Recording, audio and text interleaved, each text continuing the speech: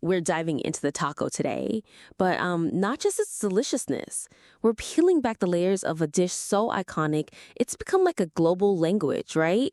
Yet it holds secrets that trace back centuries, revealing profound insights into history, culture, and even some pretty heated debates about authenticity and ownership. Mm. For many, when you think of Mexican food, it's the humble yet mighty taco that immediately springs to mind. It's a dish so universally beloved, so seemingly simple, yet absolutely bursting with flavor and endless variations, found on almost any street corner in the world, it seems. Yeah, and what's truly fascinating here is how something as seemingly straightforward as a taco can be this, rich tapestry of history, identity, and community. We're going to embark on an expansive deep dive, tracing its journey from its ancient origins as basic sustenance to its complex role as a global ambassador. And we'll even delve into the nuanced, sometimes contentious conversations that arise as cultures interact through food. It's far more than just a delicious meal. It's a profound cultural artifact, really, a testament to culinary evolution. So what does this all mean for us as curious eaters, as consumers of culture?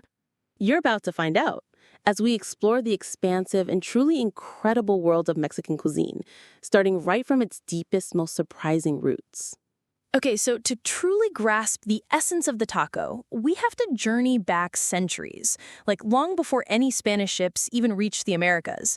The origins of the taco are widely believed to date back to pre-Hispanic civilizations in Mexico, specifically the Aztecs and other Mesoamerican cultures. So picture indigenous peoples for whom corn was not just a staple crop, but like a sacred life-giving force, right? They were forming these flat, pliable corn tortillas. The tortilla itself. Exactly, and these early wraps were used to hold whatever local abundant ingredients were available. Maybe small fish from nearby lakes, foraged beans, or wild game. These weren't culinary inventions born of excess, They were born of necessity and ingenuity. And these weren't just random concoctions, were they? They served an incredibly vital function in daily life. Totally. These earliest forms of tacos were perfect for workers and travelers, providing portable, highly nutritious meals. If you consider the demanding manual labor of farming or building vast pyramids, these easy-to-eat packages packed with essential energy were absolutely crucial. It really highlights how necessity can be the mother of culinary invention, creating something enduring. Yeah, it really does.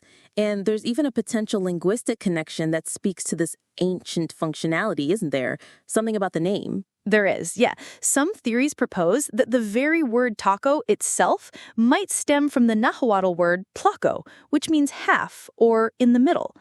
This could refer to the way the food is formed, folded around its filling, or even the small, precise portions of these early handheld meals. This deep etymological root, if true, underscores the ancient conceptual origin of the taco, even if the modern word we use only gained widespread recognition much later. It connects the physical form directly to the indigenous language. Okay, so indigenous ingenuity set the stage, utilizing corn, a cornerstone of Mesoamerican civilization. Then the 16th century brought a colossal transformative shift with the arrival of the Spanish. How did that seismic event fundamentally reshape this nascent culinary tradition? Well, the Spanish arrival in the 16th century was a pivotal moment, absolutely. It introduced an array of new ingredients that would profoundly influence Mexican cuisine forever. We're talking about livestock that were entirely new to the Americas. Pigs, cattle, and chickens. These animals quickly became popular meat sources, offering new and diverse fillings for the existing tortilla wraps. Ah, so that's where the pork and beef tacos really come in. Exactly. This marked a true culinary fusion. The indigenous traditions of using corn tortillas as a flexible, edible utensil met European flavors, spices, and proteins. This blending of old and new ingredients wasn't just a culinary trend. It became an inseparable part of Mexico's burgeoning national cuisine, giving birth to what we recognize as the modern taco, a unique blend of two worlds. The introduction of pork, for instance, led directly to dishes like carnitas, where pork is slow-cooked in its own fat, until tender, a technique distinct from pre-Hispanic methods. And it wasn't just about the ingredients. There's a fascinating, maybe slightly controversial theory that the name taco itself isn't as ancient as the dishes, is there? It seems to have a surprisingly different and much more recent origin. You're hitting on a key point there. While the act of wrapping food in tortilla dates back centuries, historian Jeffrey M. Pilcher, a prominent scholar of Mexican food, proposes this really interesting theory. He suggests the term taco possibly stems from 18th century Mexican silver mines. Silver mines? How does that work? Well, in those mines, taco referred to the little paper-wrapped gunpowder charges they used for blasting, small bundles of explosive power. Pilcher draws this vivid, almost humorous analogy, suggesting that a chicken taquito with a good hot sauce is a lot like a stick of dynamite. Wow, okay. That's unexpected. It is. And this theory is strongly supported by the fact that the earliest archival references we have to tacos appear in the late 19th century, specifically mentioning tacos de minero, or miners' tacos. This suggests the taco as we know it, with that specific name, isn't an unbroken linguistic chain from antiquity, but rather an evolution tied to a specific industrial and historical context, maybe even a playful nod to a compact, powerful meal. So it's gone from ancient sustenance to a miner's meal, maybe named after dynamite. And then what? How does this simple yet increasingly complex dish evolve into the powerful symbol of Mexican national identity we know today? It feels like it transcends mere food. It really does. As Mexican culture continued to develop, particularly in the 19th and early 20th centuries with increasing urbanization, tacos truly transcended their simple meal status to become this profound symbol of national pride and identity. And street vendors played an absolutely crucial role here.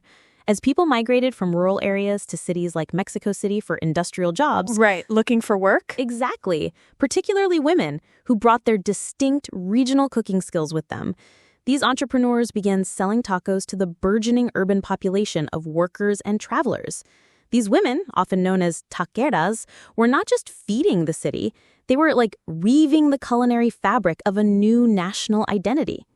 It sounds like Mexico City in particular became a literal melting pot, a bubbling stew where all these regional cuisines converged and evolved. It absolutely did.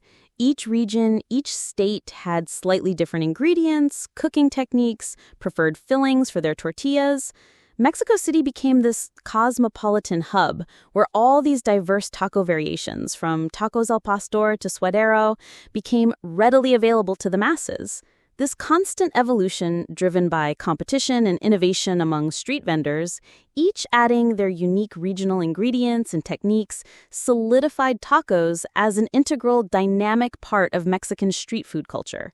This endless variety truly reflects the incredible diversity of the country itself, acting as a kind of culinary mirror. And it's more than just eating, right? There's a whole social aspect. Oh, definitely.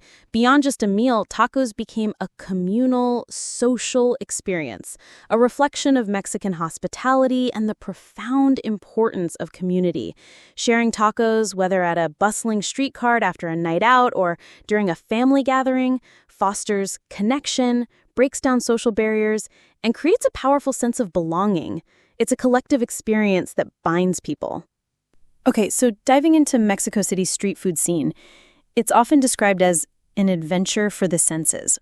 What is it about this particular culinary landscape that makes it so uniquely vibrant and captivating? It feels like more than just food stalls. You've perfectly captured it. When you walk through Mexico City, the air is just thick with these tantalizing aromas. The sizzle of meat on a griddle, the earthy scent of corn tortillas cooking, the sharp tang of lime and chili, it's everywhere.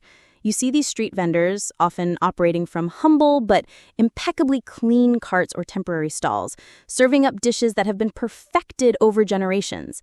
They blend traditional recipes with local flair and fresh seasonal ingredients. And each bite truly tells a story. It reflects the region's agricultural bounty, its indigenous heritage, and the ingenuity of its people. It's a truly visceral testament to the city's passion for food. And the roots of this street food culture are incredibly deep, aren't they? We're talking a direct lineage back to pre-Hispanic times. Exactly. The history of street food in Mexico City stretches way back to pre-Hispanic times, when vast markets like Tlatelolco were the epicenters of trade, social interaction, and daily life for Mesoamerican civilizations. These markets laid the fundamental groundwork for the bustling street food culture we see today. Dishes like tamales, for instance, were prepared by indigenous peoples for feasts and ceremonies, primarily using corn, which was Mexico's most fundamental and sacred ingredient. And that nixtamalization process you mentioned earlier, that's key, right? Absolutely key. The nixtamalization process, which unlocks the corn's full nutritional value and pliability, dates back millennia. It chemically transforms the corn, making it more digestible, flavorful, and structurally sound for tortillas and masa. Without it, Mexican cuisine as we know it just wouldn't exist. Then, with the arrival of Europeans, new ingredients like pork, cheese, and wheat flour were gradually incorporated, enriching the local cuisine and creating new hybrid dishes. So, dining on the streets of Mexico City today offers a direct, delicious taste of this rich, continuously evolving history. Now, while Mexico City is this incredible focal point for street food, the diversity of Mexican cuisine is truly nationwide, isn't it? It extends far beyond the capital, with each region adding its own unique twist. Oh, absolutely. And if we connect this to the bigger picture, this regional diversity showcases the taco's role, or maybe more accurately, the tortilla's role, as a canvas for culinary creativity. It allows local ingredients and centuries-old traditions to really shine, embodying a fierce regional pride. For example, if you journey to Oaxaca, down in the south, you'll discover tlayudas. Have you heard of those? I think so. They're huge, right? Like a pizza. Exactly. These large, crispy tortillas, often likened to a Mexican pizza, generously topped with black beans, Oaxacan cheese, quesillo, and various meats or vegetables. You'll also find tamales there, but distinctively, they're often wrapped in fragrant banana leaves instead of corn husks and filled with rich, complex mole negro. It's a completely different flavor profile and preparation method. Fascinating. And that regionality really deepens the appreciation. What about the Yucatan Peninsula, down on the southeast, with its strong Mayan influences? What's happening there? The Yucatan Peninsula states like Quintana Roo, Campeche, Yucatan boast a culture heavily influenced by its rich Mayan heritage. For centuries, it was actually quite geographically isolated from the rest of Mexico.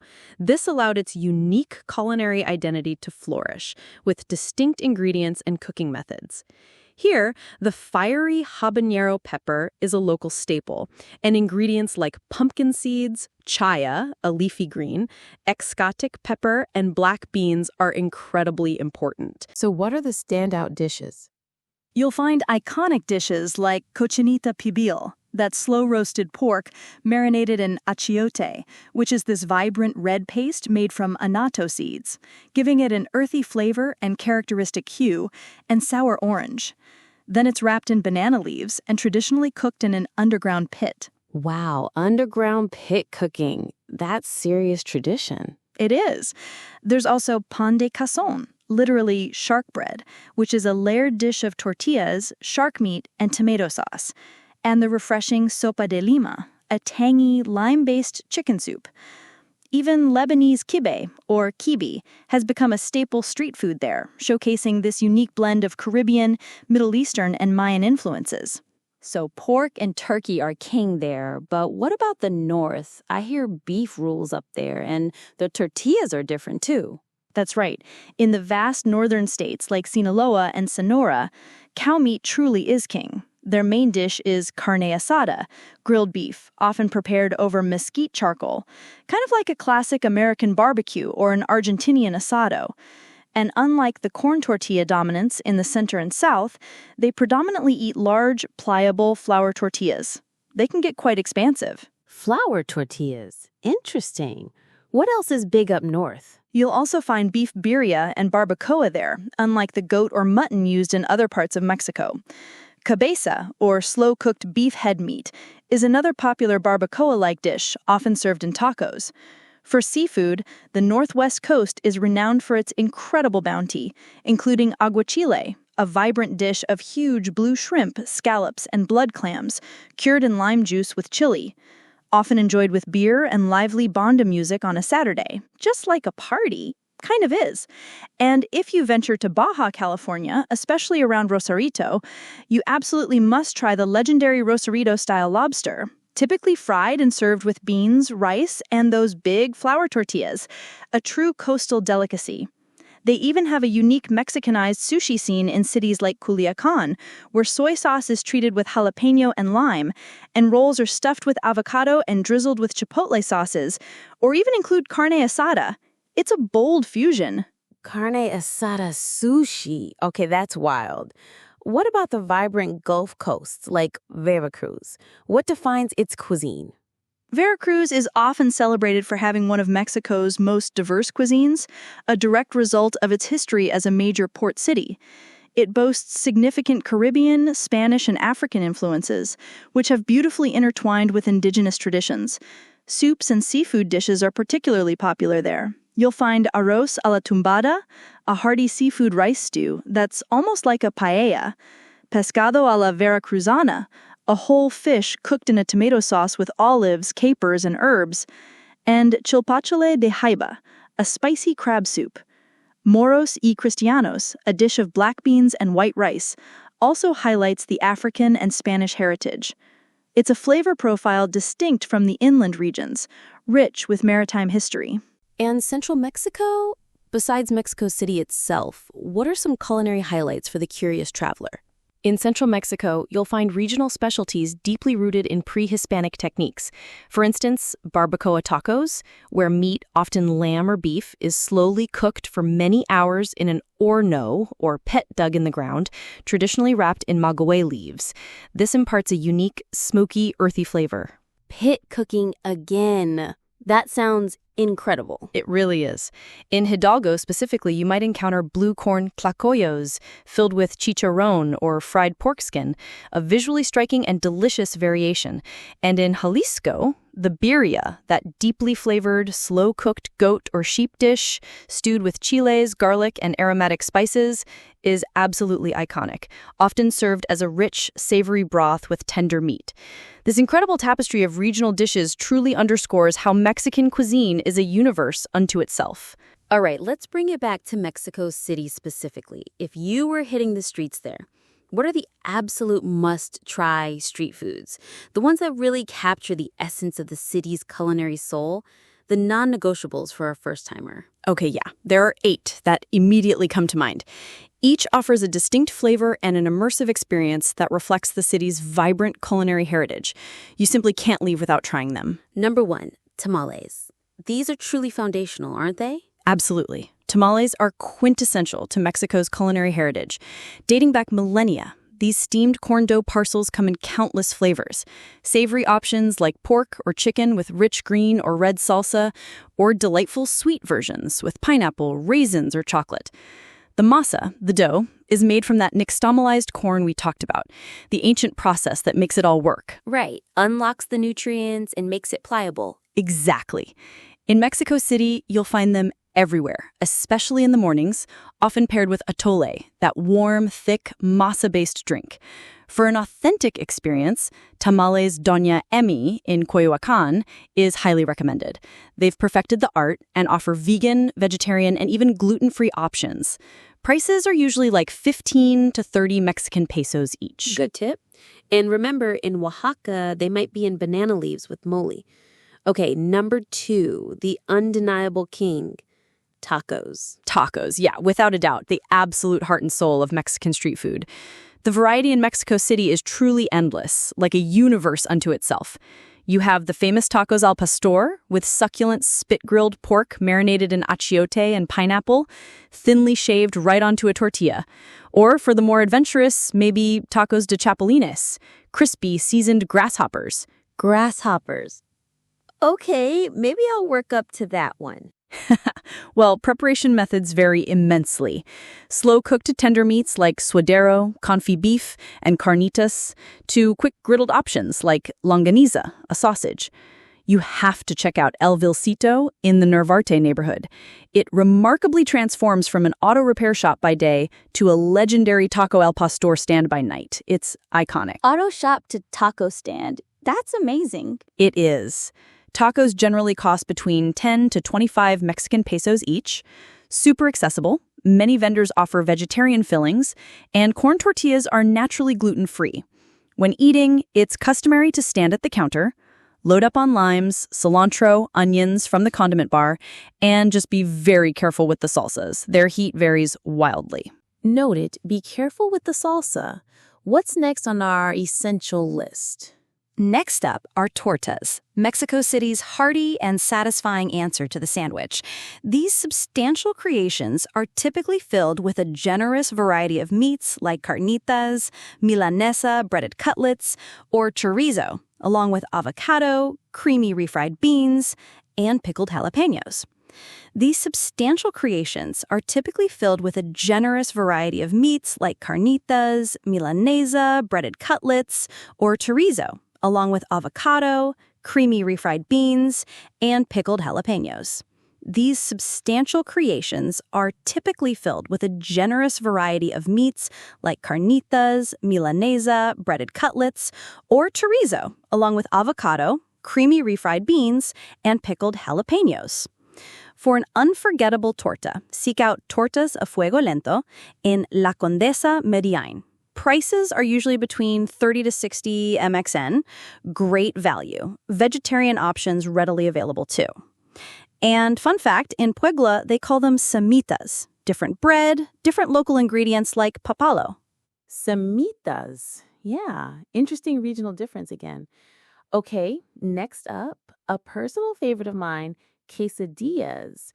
But there's a little secret about them in Mexico City that often surprises visitors, isn't there? There is. This is a classic tourist trap almost. In Mexico City, the term quesadilla might not always contain queso or cheese. Wait, really? A quesadilla without cheese? Yep. It often surprises visitors expecting a cheesy delight. They're essentially fresh tortillas folded over various fillings and then griddled until piping hot. You can find them stuffed with everything from delicate squash blossoms, flor de calabaza, to huitlacoche, that corn fungus considered a delicacy for its earthy, truffle-like flavor. Las quesadillas de la Doña in Mercado de Coyoacán is fantastic. They typically cost 20, 30, 40 MXN. Vegetarian fillings are common. Most use gluten-free corn tortillas. If you want cheese, which is always an option, just remember to ask con queso. Con queso. Got it. Number 5, tlacoyos.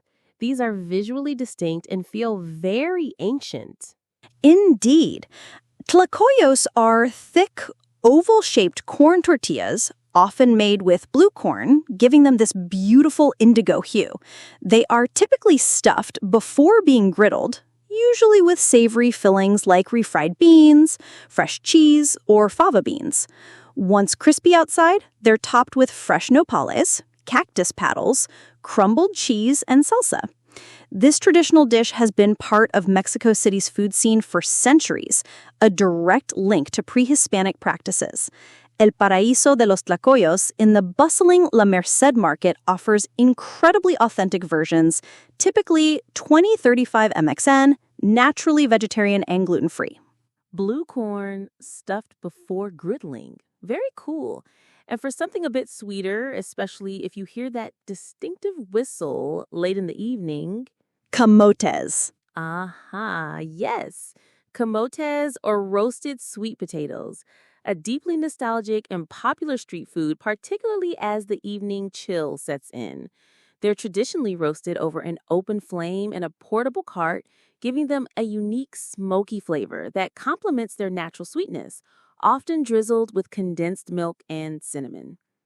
Look for the iconic vendors pushing these distinctive steam-powered carts, signaling their arrival with that charming, almost mournful whistle. Usually costs 20 to 40 MXN. Plain camotes are gluten-free, and you can skip the condensed milk for dairy-free. A perfect, comforting, warm snack. Love that image of the whistling cart. Then there are the churros, a classic for a reason, right? Churros, absolutely. Those delightful long sticks of fried dough, crispy outside, soft inside, rolled in cinnamon sugar, often served with decadent chocolate or caramel dipping sauces. They're a beloved treat. El Moro, a historic churreria, has been a Mexico City tradition since 1935, and luckily they have multiple locations now. Churros typically cost 10 to 20 MXN for a serving. Originated in Spain, but totally integrated into Mexican street food. Some places even do gluten-free now. El Moro, noted. And finally, a true street food icon that screams Mexico City, especially in parks, elotes. You can't go to Mexico City and not have one. You absolutely cannot. Elotes, grilled corn on the cob, are a masterpiece, slathered in creamy mayonnaise, dusted with salty cotija cheese, spicy chili powder, and a squeeze of tangy lime juice. That combination of smoky, creamy, salty, tangy, it's truly unforgettable and distinctly Mexican. Parque Mexico in Condesa is a fantastic spot to find vendors in a lively setting. Prices are generally 20 to 35 MXN, highly customizable to skip the cheese or mayo if needed. And you might also find esquites, same delicious ingredients but served off the cob in a cup. Less messy, equally good. Okay, mouth is watering now. After exploring the incredible street food scene in Mexico, it's truly fascinating to see how the taco journeyed beyond its borders and became this global phenomenon, particularly in the United States. When did this iconic dish first arrive on the American scene? Well, the first mentions of tacos in U.S. newspapers seem to pop up around 1905. This timing coincides with a significant surge in Mexican migration to the U.S., primarily for work in industries like mining and railroads. And initially, Mexican food, including tacos, was largely perceived as, well, street food or lower-class food in the United States. This perception was often reinforced by colorful yet sometimes problematic images associated with figures like the Chili Queens of San Antonio. The Chili Queens. That sounds like a blend of culinary entrepreneurship and cultural spectacle.